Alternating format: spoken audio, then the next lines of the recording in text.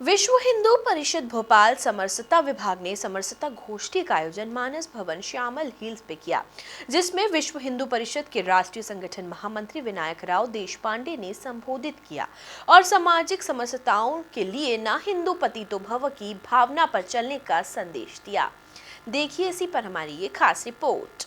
विश्व हिंदू परिषद के राष्ट्रीय संगठन महामंत्री विनायक राव देशपांडे ने अपने उद्बोधन में बताया कि मुगल काल से पहले किसी भी ऐतिहासिक धार्मिक ग्रंथ या पुस्तक में जातिवादी व्यवस्था का वर्णन नहीं मिलता। ये उल्लेख स्वयं डॉक्टर भीमराव अंबेडकर ने भी अपनी पुस्तक में किया है। अपने देश में पहले सारे लोग प्रातर्विद्या के लिए घर के बाहर ही जाते थे, घर में शौचालय थे ही नहीं। अभी चलो हमारे प्रधानमंत्री जी के प्रयत्न से 95% से ज्यादा गाँव में शौचालय आ गए। 100 साल पहले तो सभी लोग बाहर ही जाते थे। 200 साल पहले तो राजा महाराजा भी बाहर जाते थे, उनके लिए रिजर्व जगह रहती थी। तो सफाई का कोई मौका ही नहीं था, मैंने आवश्यकता ही नहीं थी। लेकिन मुसलमान महिलाएं तो घूंघट में रहती थी। पहले तो कोई प्रॉब्लम नहीं था, लेकिन सम्राट पृथ्वीराज चौहान हारने के बाद हमारा हारने का सिलसिला शुरू हो गया। लाखों की संख्या में हिंदू रणांगण में मारे गए, लाखों की संख्या में हिंदुओं को जबरदस्ती से मुसलमान बनाया और लाखों की संख्या में हिंदुओं को गुलाम बनाया। तो लाखों की संख्या में हिंदू मुसलमान बने तो पुरुष भी बने और महिला भी बनी। एक एक मियां के घर में 10-10, 12-12 महिलाओं को ठूस ठूस कर भराया गया। तो वो सारी घूंघट में आ गई, उनका बाहर जाना बंद हो गया। गंदगी बढ़ने लगी, घर में ही शौचालय बनाने पड़े। आज जैसे शौचालय बन नहीं सकते थे वहां। तो गांव में गंदगी बढ़ने लगी, तो गंदगी कौन साफ करेगा?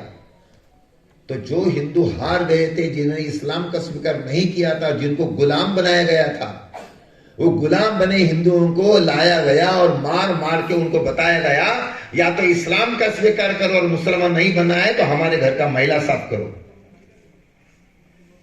और भाइयों बहनों, वो अपने सारे धर्मनिष्ठ रणबांकुरे पूर्वजों ने मैला उठाने के काम का स्वीकार किया, लेकिन अपना धर्म नहीं बदला।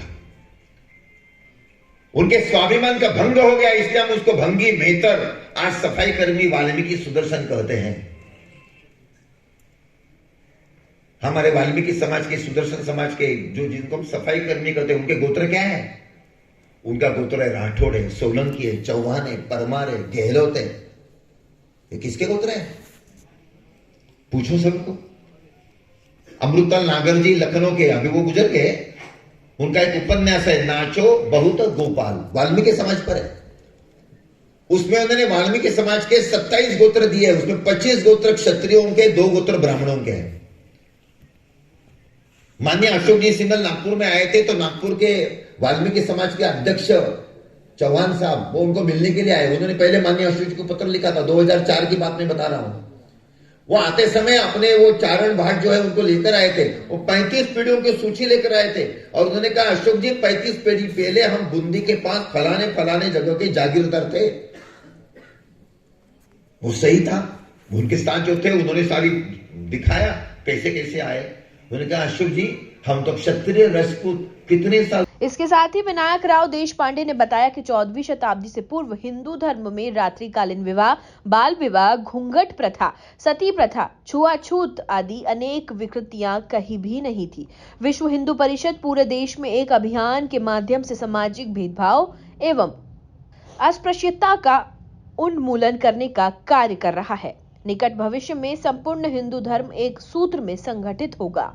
आनंद हो रहा है। चलो संख्या कम है, लेकिन 30-35 तो आई है, 40-50 है। लेकिन मान लो 50 साल पहले ये कार्यक्रम होता तो इतनी आती क्या?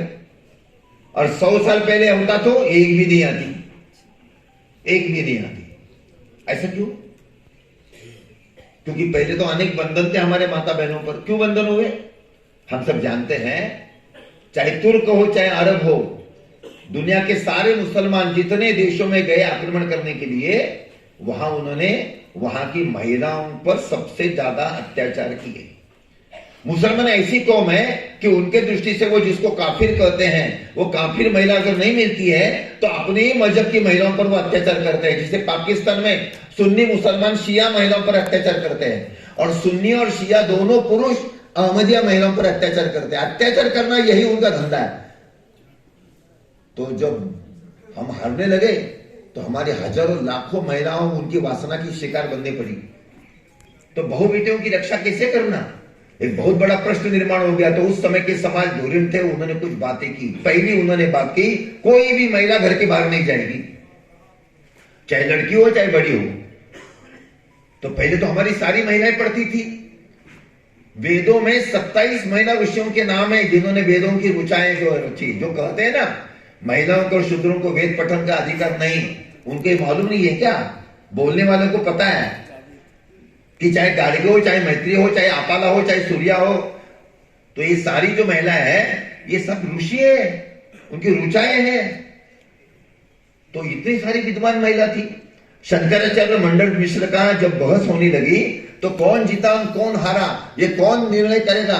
तो अंपायर मैंने रेफरी कौन थी? तो मंडल मिश्र जी की पत्नी थी भारती। वो कितनी विद्वान होगी कि शंकराचार्य हारे या मंडल मिश्र हारे, ये निर्णय जो कर सकता है वो तो उनसे ज्यादा विद्वान होना चाहिए ना। तो इस पद्धति की सारी हमारी माता बहनें थी, लेकिन सारे समाज ने निर्णय लिया घर के बाहर जाएगी तो गड़बड़ हो जाएगी, तो घर के बाहर नहीं जाना, इनकी पढ़ाई बंद करो। हमारी माता बहनों की पढ़ाई बंद हो गई। 1% लोग थे अपने बहू बेटियों को घर में पढ़ाते थे, बाकी तो पढ़ाई बंद हो गई। पहले हिंदुस्तान में पर्दा प्रथा नहीं थी, पर्दा प्रथा आ गई। क्या हमने कभी देखा कि अभी यहां माता सीता, भगवान राम सबका चित्र, हम सब जगह उनके राम दरबार का चित्र देखते हैं, तो माता सीता तो घूंघट उठकर तो वहां नहीं बैठी है। हमने रामायण देखा, हमने महाभारत देखा। कुछ साल पहले सम्राट अशोक पर भी सीरियल आई थी, चंद्रगुप्त मौर्य पर भी सीरियल आई थी, पृथ्वीराज चौहान पर सीरियल आई थी। तो आपने उसमें देखा क्या कि संयोगिता पर्दा ओढ़कर बैठी है, द्रौपदी पर्दा ओढ़कर बैठी है, कौशल्या माता पर्दा ओढ़कर बैठी है, चंद्रगुप्त की पत्नी जो है वो पर्दा होकर बैठी है? ऐसे तो देखा नहीं। उस समय पर्दा प्रथा थी नहीं। भारत में पर्दा प्रथा इस्लाम के आक्रमण के बाद आई है।